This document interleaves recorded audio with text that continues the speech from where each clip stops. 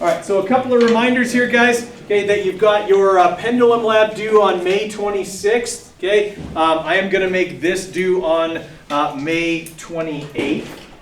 Okay, so the due date for this, you can write right on there, May 28th. I believe that's a Wednesday. Okay. You will have all of class today to work on it, and I would say you'll probably get most of it done, okay? If not all of it. So this assignment is on the first half of the units, all simple harmonic motion, Hooke's law, and energy. Okay, very much like the questions we were working on yesterday, okay, and last week. All right, so some of them deal with the period of a pendulum, so T is 2 pi times the root of L over G. Some of them are mass on a spring in period, so 2 pi is M over K. Okay, T is 1 over F. That formula is going to come up, okay, quite a few times. F is negative K times X. F is M times A. M times G as well could come up in here. And then obviously conservation of energy, so EI equals EF, as well as gravitational potential energy, okay, elastic potential energy, and of course kinetic energy as well. Okay, all of those are going to be part of this. All right, make sure you look at the point values. Okay, there'll be at least a bit of an indicator as to how much work. Remember, you get a mark for givens, you get a mark for the right formula, manipulation and number plugging and answer. Okay, it's a 4-mark question. So for question number 1, it's telling you the period of a simple pendulum and asking you for its length. Don't overthink it.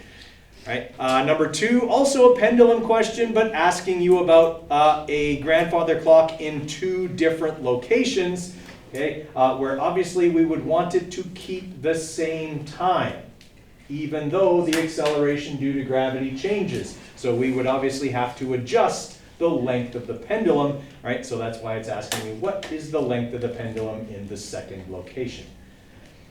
All right, for number 3, okay, another pendulum question. You're looking for the acceleration due to gravity there, and it does tell you that it makes 100 complete cycles in 280 seconds. All right. Okay, number 4, okay, is about a wrecking ball. Miley Cyrus is not included, okay? This is just a wrecking ball, right? So is hanging at the end of a long cable on a crane, okay? And a bright student wants to estimate the length of the cable and therefore improvises a simple pendulum made from a ½ meter length of string and a stone. The student observes that in swinging back and forth over a small amplitude, the wrecking ball makes 1 complete oscillation in the time it takes the stone to make 5 complete oscillations or cycles. What is the length of the wrecking ball's cable? Okay, that one, you got to think a little bit on that one, but mathematically it's not terribly difficult.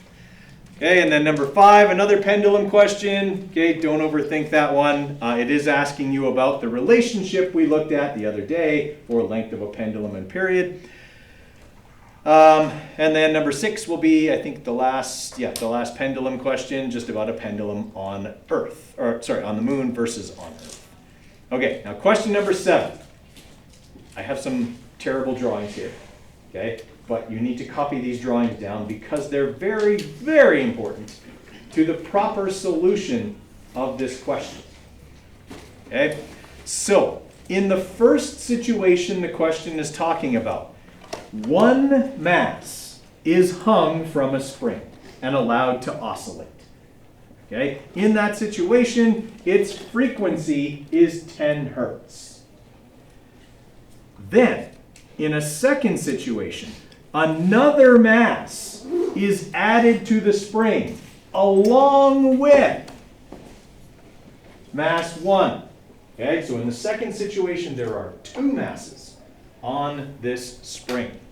And the frequency of the motion is then 5 hertz, because obviously with more mass, it would go further and not oscillate as quickly. Find the ratio between M1 and M2. Hint.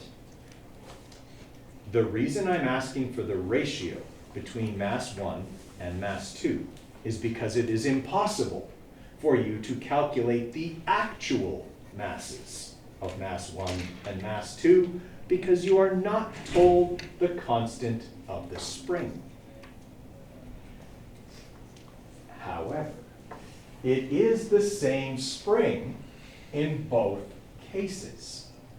So since you don't actually have to find the masses, just their ratio, you might be able to find numbers that represent them instead. Because it is the same spring in both cases. If you don't get that one right away, move on and come back to it. Okay? That one is the hardest one on the sheet. And when you get it finally, you look at it and go, wow, there's so little work there, why was that so hard? But there is a trick. Okay? And you might just sit there and stare at it and waste a bunch of time. So if you don't get it within 5 minutes, do the rest and come back. Okay? That way you make good use of your time. All right, number 8. You got a mass on a spring, you're told the spring constant, you're told the frequency. Okay, again, this is why I told you this formula is so important. You're going to use it a lot, okay, on this one, on this whole assignment, but in this question in particular. Number 9, okay, you got another mass on a spring, it's mounted on the floor, okay, a block is pushed on it and it's pushed down, so it just bounces up and down. Okay, you're looking for the frequency of the motion. Okay, and number 10, a bungee jumper who jumps off of a bridge, okay, they oscillate up and down after the cord takes up. We're going to assume that that is like a mass on a spring. Okay, so a bungee jumper oscillating up and down is a mass on a spring because a bungee cord is basically a spring. It's an elastic object. All right, in number 11, you're told that you have a spring, you're given the constant, you're told the maximum speed and the maximum displacement, and you're looking for the mass of the object. Okay. Number 12, you've got a horizontal spring, and you're told the potential energy. We did like 12 and 13, they're only out of 3 marks, and we did one like each of them yesterday, and it caught a few people because they overthought. Okay, that would be my hint on 12 and 13. They're only out of 3 marks. There's not a lot of work to do on those. Okay? All right, you have the whole period to work on it. So make good use of your time.